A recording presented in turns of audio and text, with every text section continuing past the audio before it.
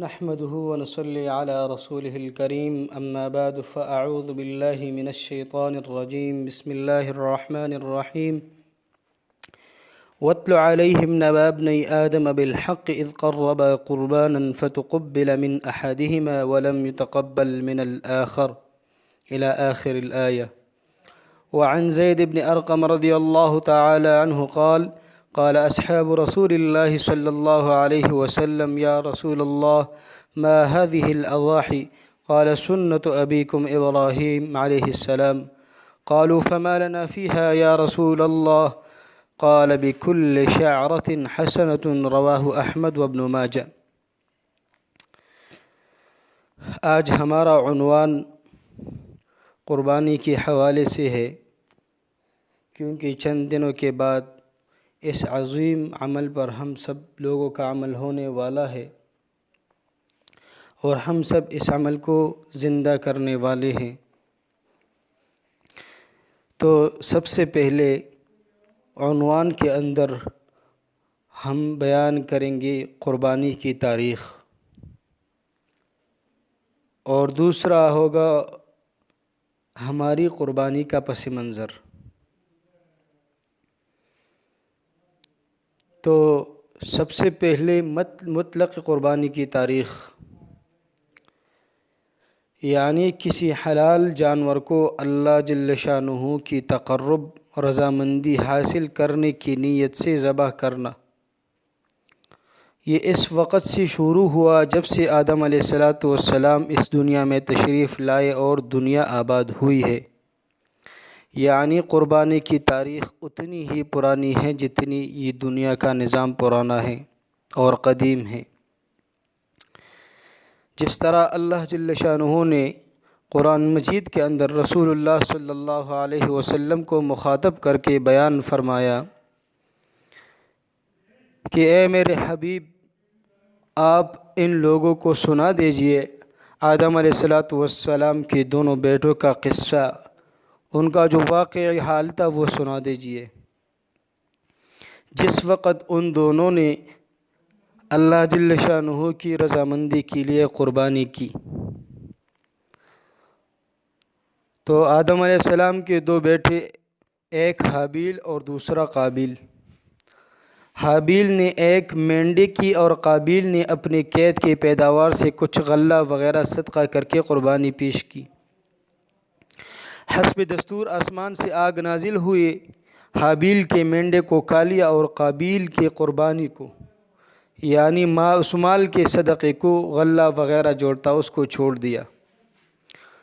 چونکہ پہلے انبیاء علیہ السلام کے زمانے میں قربانی قبول ہونے کی علامت یہ تھی کہ جس کی قربانی کو اللہ جل شانہ قبول فرماتے تو آسمان سے آگ آتی اور اس کو جلا دیتی. یہاں پر ایک اور بات بھی بیان کرنا مقصود ہے کہ اللہ جل شانہ نے امت محمدیہ صلی اللہ علیہ وسلم پر ایک خاص انعام کیا ہے. اس حوالے سے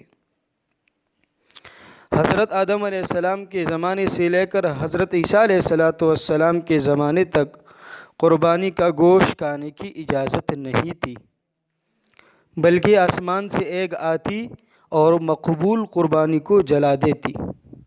امت محمدیہ صلی اللہ علیہ وسلم پر اللہ تعالیٰ کا یہ خصوصی انعام، احسان و فضل و کرم ہوا کہ قربانی کا گوشت ان کے لیے حلال کر دیا گیا.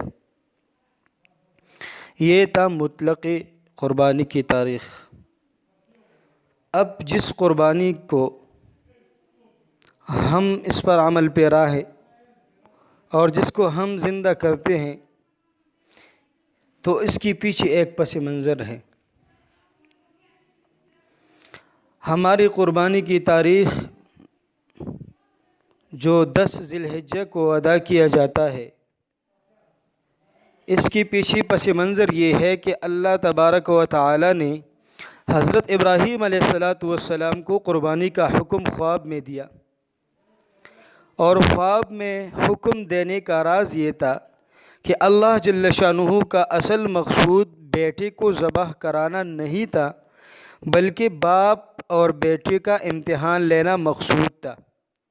اس لیے اللہ جل شانہ نے صریح اور واضح الفاظ میں ذبح کا حکم نہیں دیا گیا، بلکہ خواب میں دکھلایا گیا کہ وہ اپنے بیٹے کو ذبح کر رہے ہیں۔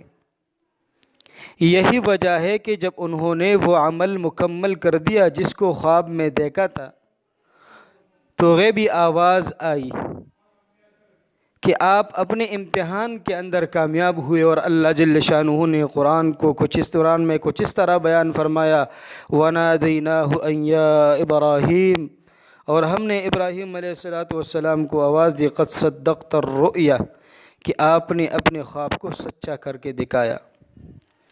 تو دراصل ہماری قربانی ابراہیم علیہ السلام کی یادگار ہے،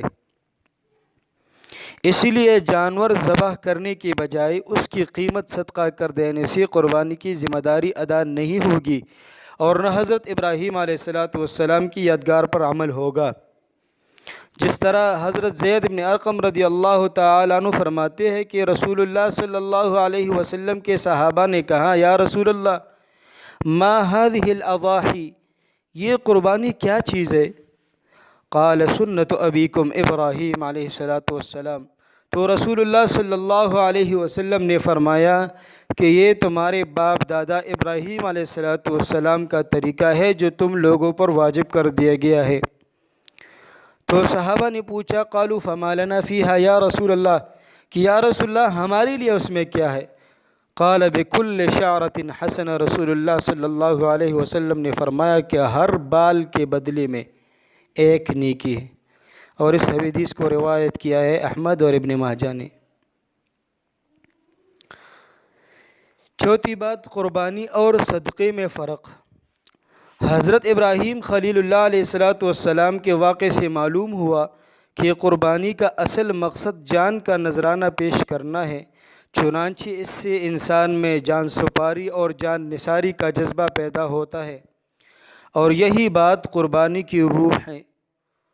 تو یہ روح صدقہ سے حاصل نہیں ہو سکتی، کیونکہ قربانی کی روح تو جان دینا ہے اور صدقہ کی روح مال دینا ہے۔